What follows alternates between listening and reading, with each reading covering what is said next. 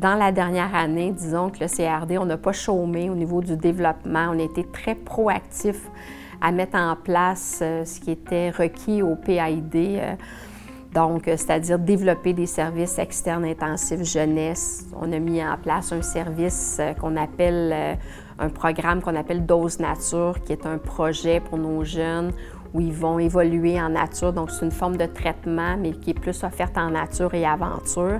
Bien, le projet Dose Nature, on est avec des jeunes qui sont en suivi au CRD. Puis c'est vraiment pour venir faire un boost là, dans leur suivi traditionnel avec leurs intervenants.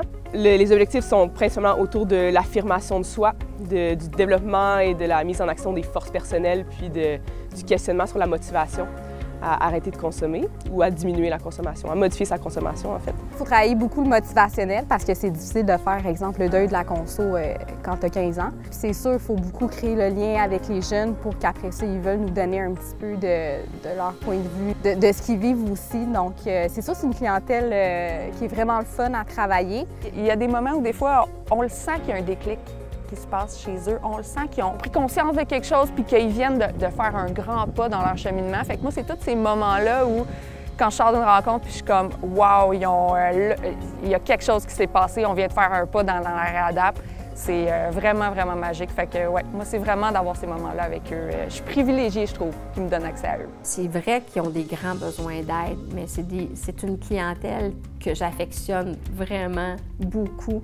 Et j'espère que cette passion-là qu'on manifeste chacun de nous comme gestionnaire fait en sorte que ça donne le goût à des employés de venir travailler avec nous. Puis tout le travail d'équipe qu'on a pour offrir le meilleur aux jeunes, en fait, c'est quelque chose que j'apprécie beaucoup, puis que justement, ce contexte-là d'intervention en plus nous permet de sortir les jeunes de leur zone de confort, d'aller vraiment ailleurs avec eux, puis de voir naître là, des vraiment belles choses en eux. Donc c'est un peu tout ça que j'aime autour de travailler avec des ados puis en dépendance. Un projet qu'on a fait dans les dernières années puis que moi me passionne puis qu'on continue de faire, c'est tout ce qui est le partenariat avec les éducateurs au campus, au centre jeunesse, dans les unités, donc sur le plancher.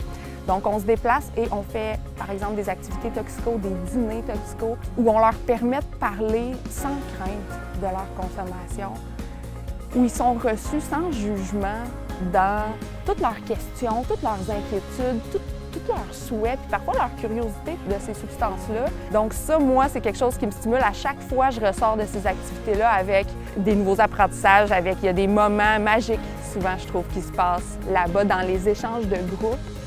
Les jeunes ensemble, quand là, ils se reconnaissent les uns dans les autres. Tout ce qui est partenariat, la collaboration merveilleuse qu'on a avec les éducateurs sur le plancher là, au centre jeunesse, c'est vraiment dans mes highlights. Les avantages de venir travailler sont tellement nombreux. On travaille avec une clientèle qui est extraordinaire. La dépendance, c'est un peu la maladie des émotions, je trouve. Là. Donc, ce qu'on fait, c'est vraiment d'arriver à les aider à comprendre quel rôle ça a joué dans leur vie et d'aller au fond de ça. C'est quoi finalement leurs besoins? Comment ils peuvent répondre à ça autrement que d'aller vers les substances, soit drogue, alcool, tout ce qui est au niveau des écrans aussi ou des jeux vidéo.